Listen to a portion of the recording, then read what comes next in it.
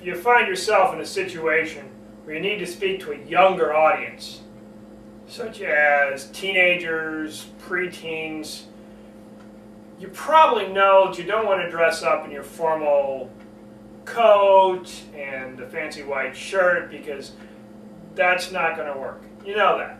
So you show up dressed down a little bit. But then when you get there and you're looking at this whole sea of teens, preteens, whatever age of people it is out there, suddenly you start thinking, what am I going to say?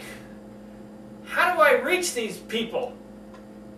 It's been so long since I've been a teenager, I've forgotten what it's all about. And didn't I hear that things have changed now? That the things that were important when I was a teen aren't that important anymore? I seem to remember that they've gotten rid of 8-track tapes. And I don't think there are any more cassette tapes. So what do I talk about? What do I do up here? Well, if you're ever in a situation where you have to speak to youth audiences, a great authority on speaking to youth audiences is world champion speaker Mark Brown. And Mark Brown's an authority because he speaks to youth audiences all the time. All the time. In fact, that's the only audience he speaks to. Now, I don't recommend you go out there and speak only to youth audiences. Nevertheless, if you want to speak to youth audiences, Mark Brown is a great source. And he too has faced that challenge. Gotten in front of kids and wondered, what am I supposed to say? What am I supposed to do? And because of that challenge, because of that issue, because he's been there and understands the problem, he has come up with 3 basic things to keep in mind when you're speaking to youth audiences. They're really important. They're simple, but they're powerful.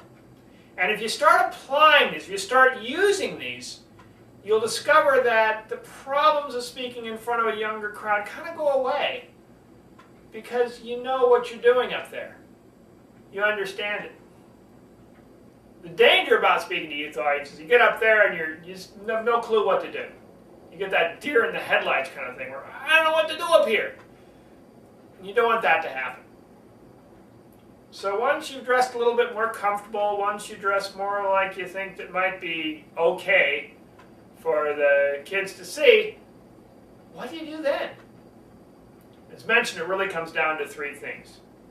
And each of these 3 things builds on each other. There's something you want to do at the very beginning. At the very beginning, when you get to that audience, you want to do this and make sure it happens, because if it doesn't happen, things start to go south fast. They start to get bad fast if you don't take care of this at the very beginning. And Mark knows.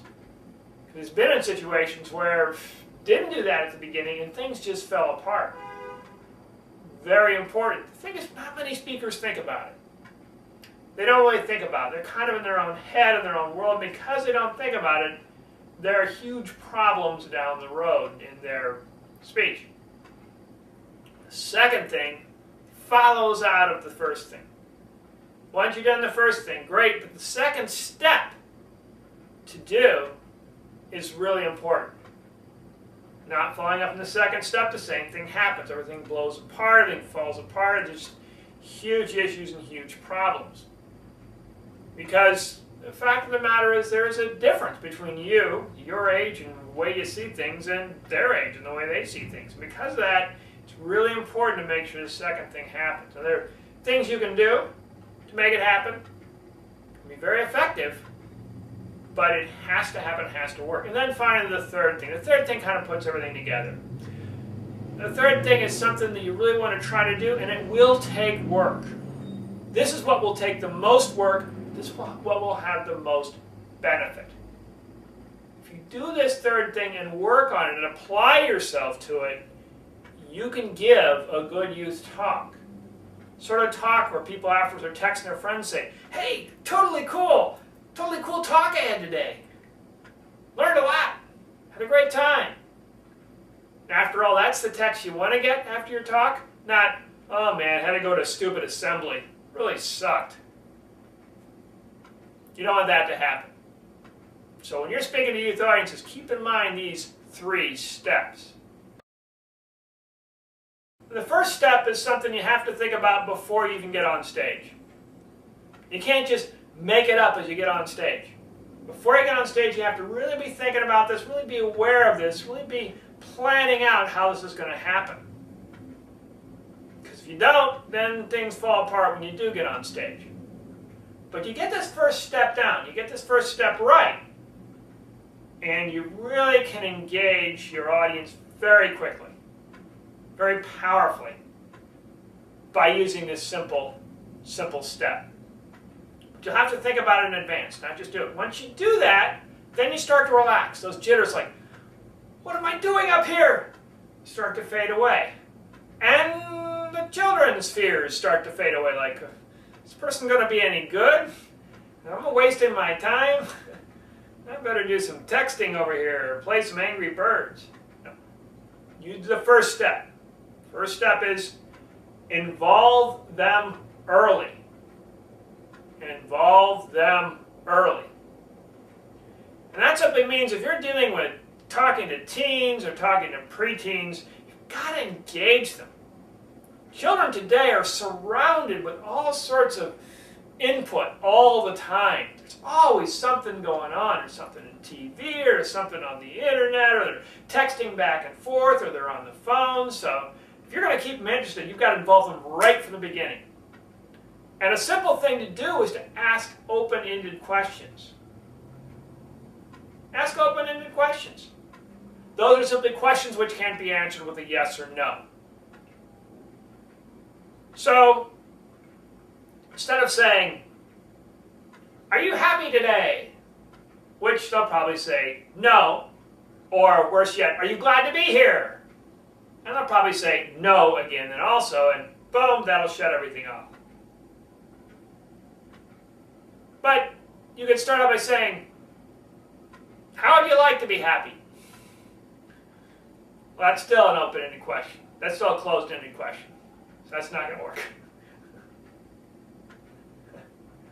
When was the last time you were happy? That may be a little bit more open. And if you could do anything, what would you do? It's another open-ended question. If you're going to talk about things like careers or aspirations or goals, just think about open-ended questions, questions which can't be answered yes or no. And that's going to take a little bit of work, as you can see. It takes a little bit of thinking about it. Saying, okay, what question am I going to ask that can't just be answered yes or no, or with a simple one-word answer? But when you start asking those questions, it's great. Another thing to get them involved early, if you can't think of any really great open-ended questions, just get them to raise their hands. And just get them to raise their hands somehow. Something such as, did you just get out of class? Yeah. Did you like your class? Do you hate your class? Whatever it is, just get them to raise their hands, get them involved. And understand how you can involve them early. And get them to respond verbally if you can. Get them to say things out loud. If you like your class, say, yay! If you hate your class, say, boo! Get a lot of boos out there. It's all right. Get them involved early. But when you get them involved, keep in mind what you're talking about, what it is, if it's about gang prevention, if it's about getting people involved so they aspire in their careers, about developing as people, whatever it is, but get them involved early, get them to respond verbally, ask open-ended questions. And when you do that, then things are a lot easier. Their pressure is off, like, oh, thank heaven, okay, we're going to have to do something out here. All right, I'll pay a little bit more attention. And your pressure's off. Oh, they're alive out there. Great. They aren't just going to stare at me and think up nasty things to do when I go. It just takes a little bit of pressure, a little bit of tension out of it. Now, once you involve them early, you have to do the second step. You involve them, but you have to do the second step to make sure that this speech goes where you want it to go. All right. You're out there in front of a bunch of teenagers, say. You've involved them early. You asked some open questions. You've got them to raise their hands, to respond verbally. Things are going okay. But you can't stop there. You can't stop there. You've got to keep on going. You've got to keep on moving on. And that's the challenge. Many people, they get them involve them early. But after that, they don't do the second step. Second step is simple, logical, it's reasonable, but many speakers don't do the second step, and so that speech just goes like that. And if you've ever talked in front of teens or preteens, you know speeches go like that. You know it, they know it, and they make sure you know it. So you don't want that to happen. You've got to do the second step. And the second step is simply keep them engaged. Keep them engaged. Great, you've involved them early. Wonderful. Now, keep them engaged. One great thing is humor. If you can use humor. Humor is a wonderful way to engage them, get them interested. Remember, you're dealing with teenagers and preteens. So sophisticated types of British sophisticated humor is not really going to go over well. Supposedly fart jokes and booger jokes work really well in high schools. I don't know what Mark Brown says. He says fart jokes work really well. Mentioning boogers. Maybe not the level you want things to get to, but at least you keep them engaged, you keep them involved in what you're saying. And a personal story. A personal story. Something that you did as a kid that they can relate to, that they can understand. Something that'll make you similar. World champion speaker Craig Valentine talks about being similar, not special. So as a speaker, you're special. You want to be similar. That means maybe you have some jokes about teachers, about principals. Something that'll help you relate on their level. But there are all sorts of different ways to keep them engaged. One thing is music. Make sure you have music. Now if you have music, you don't want to put on, say, Frank Sinatra or Ella Fitzgerald, or probably not.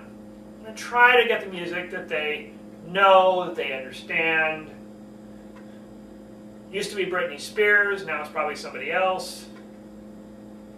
Hannah Montana, depending upon what age, now it's probably somebody else. Whatever music it is they're into, that's the music you can use. Or drama. Now again, drama is not going to be Shakespeare. Drama may be SpongeBob SquarePants. Talk a little bit more about how you do that and get to the third step. But this second step of keeping them engaged, keeping them involved, is just a process of understanding your audience. Looking out there, seeing, are things kind of slacking off? Are people leaning forward? Are they still interested? Are they chatting with their friends? Are they texting back and forth? If they're texting a lot, you can now say, are you texting a lot? Are you texting a lot about me out there? About how great I am, right?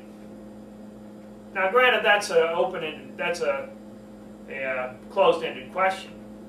But if they laugh, if it's humorous, if it's funny, it gets them involved. That's the challenge. And keeping them engaged. Keeping them engaged. What are you going to do with your life? What are you going to do after you leave high school? Where are you going to go? What's going to happen? Have you thought about that? Those opening questions, you can ask those questions still all the way throughout just to keep them engaged. So you get them involved at the beginning and then come back to it. Ask some more open-ended questions in the middle. Just keep it going. Tell your personal stories. Use the humor. And remember, they're not adults. So you got to see the world through their eyes and the point of view that they're coming from. And that's very important because that brings up the third step. The third step is a step that's really, really important.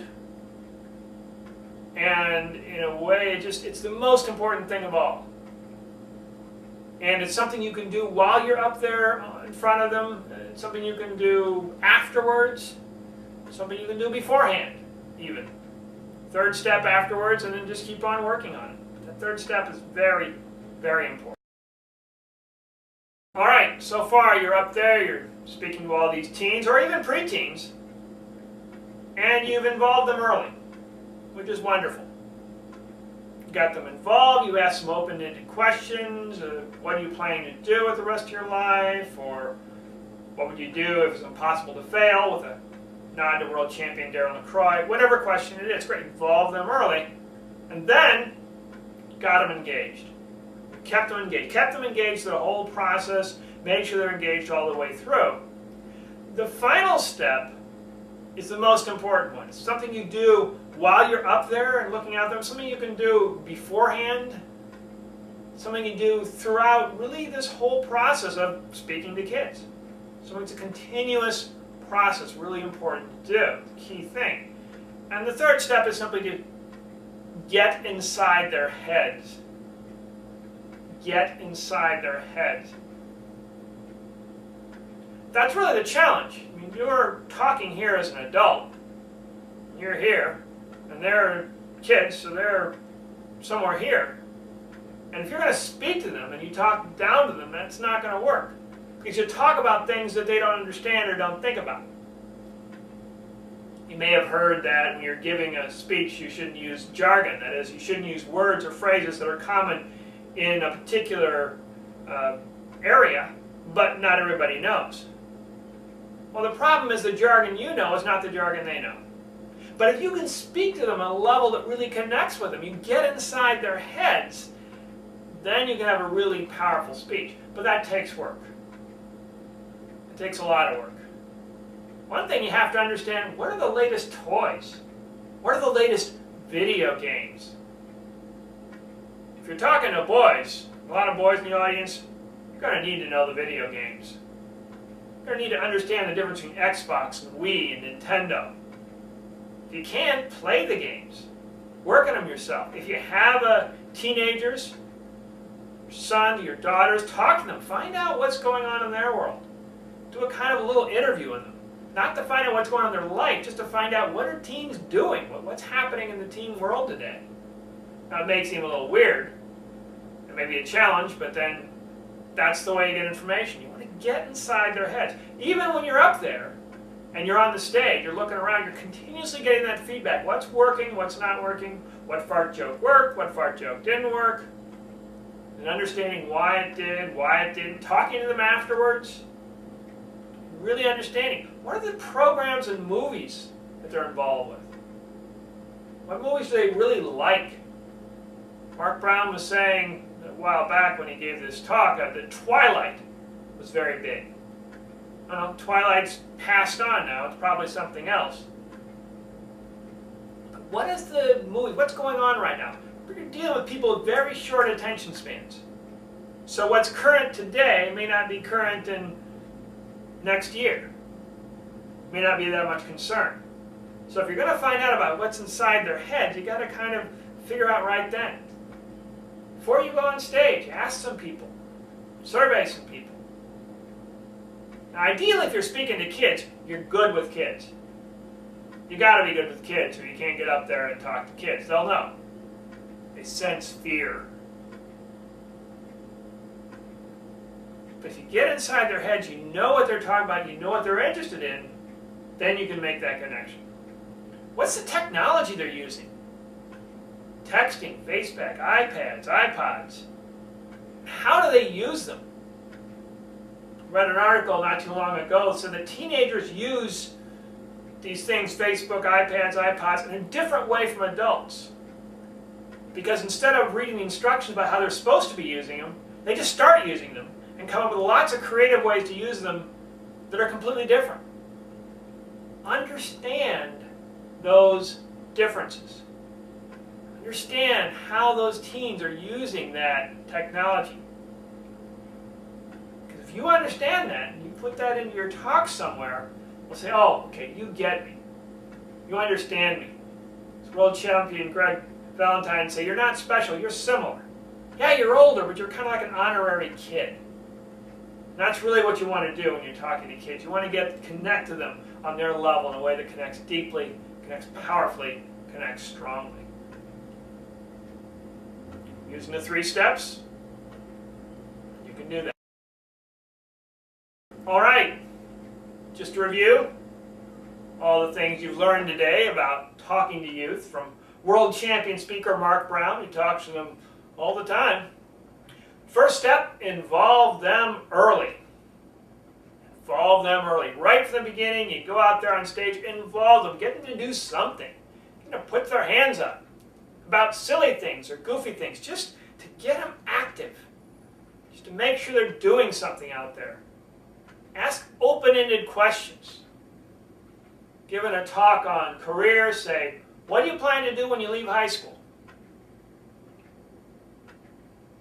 Open-ended questions. Questions that can't be answered yes or no. Now, it's going to take a little bit of thinking about how to do that. It's going to take a little bit of work. But if you get the right open-ended questions, that'll open up your audience. And if you're dealing with preteens, understand what it is your talk really wants to get across, and then ask open-ended questions to get your preteens thinking that talk. If it's about safety, say, what would you do if somebody attacked you? That's a scary thought, especially for preteens. Like, whoa. But it's something to think about. Open-ended questions. You ever had an incident where somebody attacked you or hit you? What did you do? Open-ended questions like that. Very powerful. And get them moving. Moving and moving around and doing arm circles, whatever it is. Try to get them moving. Try to get them going. Because that's going to be really effective. Now, once you involve them early, then keep them engaged. Keep them engaged. You want to involve them all the way through. So find something you can do. It's going to keep them engaged, keep them going on, keep them doing what it is you want them to do. A simple way to do that is using humor. Fart jokes, burger jokes. Remember, you aren't dealing with adults, you're dealing with kids, so you've got to reach their humor on a level that they have it. Check out the Lego movie. Check out some of the other popular movies that talk about that in the third step. And take a look around. See if you can understand what is the humor. Use props. Props can be very effective. Whatever prop it is, so they've got something to look at. Figure out ways to keep them engaged. You can tell your audience is engaged. They're leaning forward, they're paying attention, they're probably engaged. If they're sitting back, they're probably not that interesting. If they're just texting, they may be texting about you, how great you are. You don't know. But try to see if you can get eye contact. That means that's why you keep the hands involved, keep those things going. If you get all that stuff happening, they can't be texting whatever. Then you know they're looking at you. Then you know they're paying attention. Use drama. Find some way to kind of act out what you're doing up there. Music, whatever the popular music is, use that. And finally, get inside their heads. Third step, get inside their heads. This takes the most work. Most important. Something you kind of can do from the stage is to understand what works and what doesn't work. But boy, the more research, the more studying you can do to get inside their heads, the better off you are. That's something that continually has to happen. During your speech, before your speech, after your speech. That step 3 really is a step that just goes through everything. Get inside their heads and understand really what's happening, what's going on. What are some popular magazines? What are the magazines teens are reading? Find out. If you have teens in your family, talk to them. Just ask, hey, what are the kids doing today? What are they talking? What are they into? What are they doing? Not to find out what's going on personal in their life, which they may find creepy or weird. That's a whole different story. You don't want that. Say in general, what are teens doing? What are some things you know people doing? In general. That'll help you get inside their heads. What type of video games do they have? Boys, you're going to have to know about video games. Girls too, probably some video games. What video games are for girls, what video games are for boys? How do they differ? Get inside their heads. And if you do that, you go out there, you involve them early, you keep them engaged, you get inside their heads, then you can give that important, impactful speech that's going to help transform them and it'll stay with them for the rest of their life.